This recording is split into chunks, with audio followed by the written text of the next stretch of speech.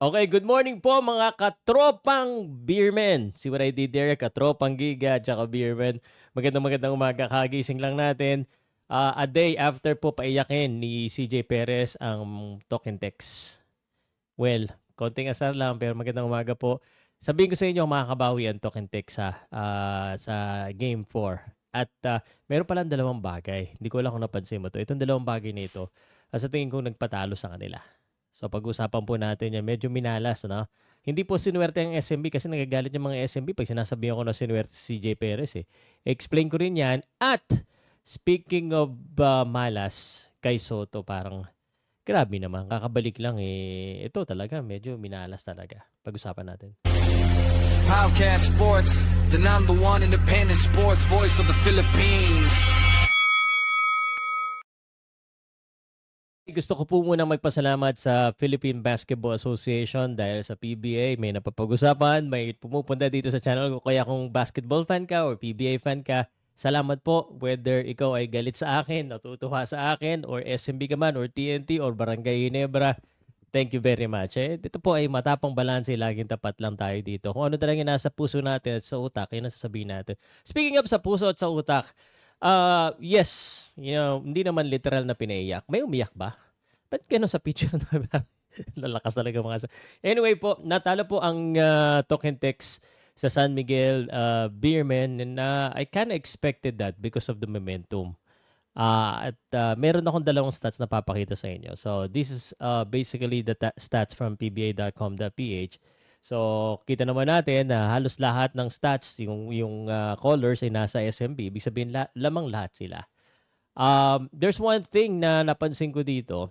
Obviously, ang dahilan kaya nanalo ay na-shoot ni CJ Perez na, sinuwerte, umano. Dahil ikaw naman, kaya ako naman sinabing ganun, hindi naman in the negative way. No, hindi naman yun in the negative way. Sana maintindihan mo. Sinabi ko yun kasi, biruin mo, ilang points si CJ Perez before the second half. 'Di ba? May halong swerte na rin. Magaling na may halong swerte. Pero hindi na ako papaliwanag. Ba't ba ako paliwanag ng paliwanag sa inyo? Etong may halong malas. Tingnan nyo to ha. Si Oftana, okay naman yung 3-point shooting niya. Pero sabi nga nung iba, live and die from the outside shooting. Yun ang feeling kong nawala eh. Sa bandang huli. Kaya nakahabol eh. Isipin mo to si Jordan Heading, 1 out of 6. Canuelas Rosser, 0 out of 3. 0 out of 4 si Kelly Williams. Ng bata, okay, 2 out of 4. 1 out of 3 si Kubultin. 0 out of 3 si Pagoy. Paano ka ba naman mananalo? You have 34 attempts overall sa outside shooting. Yun ang naging problema. SMB, 18 attempts lang. Pero, syempre, mas malalaki sila. At saka yung CJ Perez, yung pinakamatindi pa nilang. Biruin mo yun, no? From the outside. Live by the tree, die by the tree. They died by the tree. So, yun yung sa tingin ko dahilan doon. Yung kay Soto, sandali, next na. Ito pa isa. Ito yung isa sa napansin ko. I think sa bandang huli, nagkamali lang siguro sila ng switching. Big guy ang nilagay nila kay CJ Perez. Kaya sayawan lang ni CJ Perez. Tapos nung na-shoot na yung 4-point, nakita mo na medyo gigil si CJ Perez eh. Dapat yun, dinikitan na ng todo eh. Pinabayaan nila, nakawala na naman. Yun, pumasok ang bola. And ito isang napapansin ko. Don't get me wrong, I see the intensity in the game. I see that may intensity yung talk and text. They were happy, they were really fighting. Pero feeling ko mas galit at mas may intensity ang San Miguel Beermen. Sabihin nyo nga sa akin kung tama ako mali. Biruin mo, si John Mar Fajardo, parang ngayon ko lang siya nakita na parang galit. No? Of course, sina Jericho Rosales, Jericho Cruz, sina CJ Perez, sa interview pa lang parang gustong-gusto nilang manalo. That's the thing about San Miguel Beermen. I just wanted to say this, no? Kahit nasang katutak na yung championships nila, no? Kahit ang dami nilang panalo, and yung parang, ano pa ba kailangan ko kuhanin? Parang gustong-gusto pa rin nila. Yun ang mahirap talunin. Yung gustong-gustong manalo, ang gagaling pa, ang lalaki pa.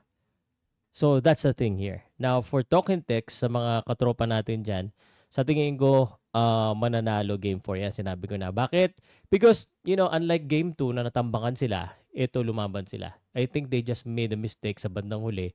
Not just on the outside shooting na namintis nila yung outside shooting na pambalik sana after the 4 points and yung defensive matchups o yung key play sa last minute of the game. So, tingin ko medyo na-overlook yun. Hindi masyado napapansin. But they should have closed out yung mainit. Tama ba ako? Mali. Yan ang nakita ko. Tinanong ko na rin niya sa kilala kong mga basketball. Dapat sir, dinikitan nila si CJ Perez eh. So, yun. Pero game number 4, I think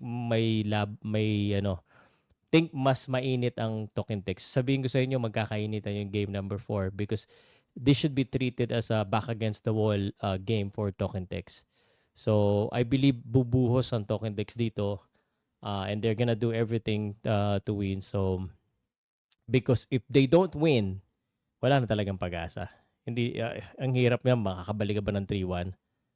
Halos wala na. At saka, pag ganito kasi, pag itong game 4, 2-1, motivated ka manalo kasi you're back against the wall. Pero pag 3-1, parang, aside from motivation, parang kasi talagang lalaglag ka na eh. Parang nakakawala rin ng pag-asa pag gano'n eh. Diba? Kaya nga bihira sa history, Beerman lang nakagawa ng miracle na ganyan.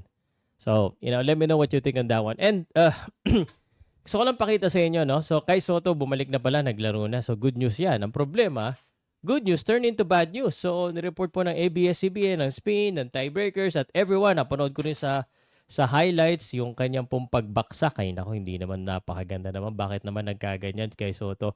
Alam mo, kay Soto may laro pa naman ang Gilas Pilipinas sa... kailan nga ang laro ng Gilas Pilipinas? February 28 yata, 26. And March 1, New Zealand ang kalaban, Molevasia Arena, no? May laro dito. So, ang problema ko, dahil dyan, baka bigla na namang i-delay si Kai Soto. So, Kai Soto looks good, no? Hindi yata nakascore. 3 blocks or something. And he played 10 minutes. So, yun ang medyo minamalas. Diba? Yan yung magaling pero minamalas. Dahil, aksidente yung pagka-apak niya eh. So, yan ang update natin kay Kai Soto. Sayang, no? Isa pa naman si Kai Soto sa masarap pag-usapan, lalo na pag nakakagawa ng maganda, no? What do you think about Kai Soto? Is Kai Soto really prone to injuries, you think? Or minamalas lang? Let me know. Swertihin kaya ang Talking Text sa Game 4? Tingin ko.